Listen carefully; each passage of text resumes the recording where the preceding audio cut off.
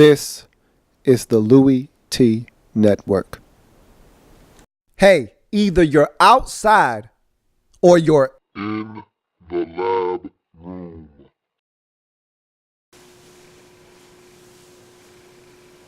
Who else could it be but me, your man?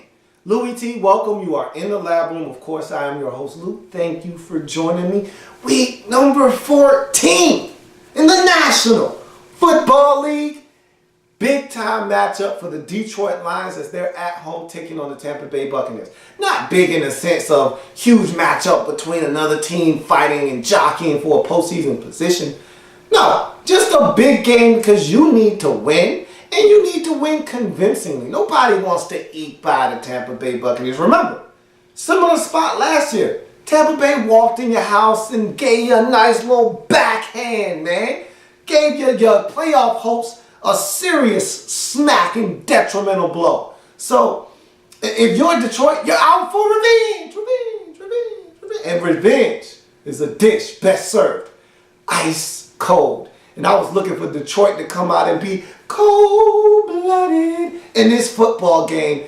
And that's exactly what they were. Now, it didn't go as smoothly as I planned it. I was looking for this one to get out of control in a hurry. Tampa Bay said, hey, man, I don't know about all that out of control in a hurry stuff. It may get out of control at some point, but it won't be quick, fast, and in a hurry. All right, we got something to say about that. So Buccaneers said, hey, we may be 2-10 showing up, but we're going to be 2-10 showing up with some real cruel intentions. If you're Detroit, at 8-4, Cowboys took care of business on Thursday Night Football. You need to get this one so you can secure your postseason spot and stay in the playoffs and not find yourself in that in the hunt category. Nobody wants to be there, right? So, got to take care of business. Stafford, sharp again in this game. And that's what I want to see. I want to see Matthew Stafford continue to progress. And I said, you got 3 games to clean up your act. And last week was the starting of that against Chicago. I said, I want to see more of it. And you gave me that in this game against Tampa. You got one more game. Better defense, better team in Minnesota. I don't care. Still at the crib, need you to take care of business next week as well. But he did what I needed him to do here. Heavens, the Megatron. Another huge game for him, catching everything in sight, which is what I like. And so I need him to continue to play big boy football. And the defense, I thought they got back to being a very disruptive group. They harassed Josh McCown the entire football game. He was never comfortable. He had some turnovers in this game, and the turnovers were largely because of the pressure up front being applied by this defensive front. So whether it was L.A.B, Johnson, Sue, it didn't matter. They were getting in his face. He was being harassed. He was never comfortable. Defense got it done in this game. Joyke Bell continues to show that he's not only one of your better players, but he's the best back you got on this roster. Reginald Bush tried to come back, got injured again. What's new? And Joyke Bell just continues to be a workhorse for this team, whether he's catching it out of the backfield, whether he's running it, or he's providing some pass pro. Either way, the guy is getting it done. And I love me some Joyke Bell. The guy is a true professional. Showed it again in this game. And then the Buccaneers. Not much to say about the Buccaneers. I will say this. They hung around in this game. At one point, it was 17-10. I said, what in the world is going on here? Now, it didn't stay that way for long, but they hung around in this game. They made it interesting. And I tell you what, V-Jax, huge game by him, his best game of the season.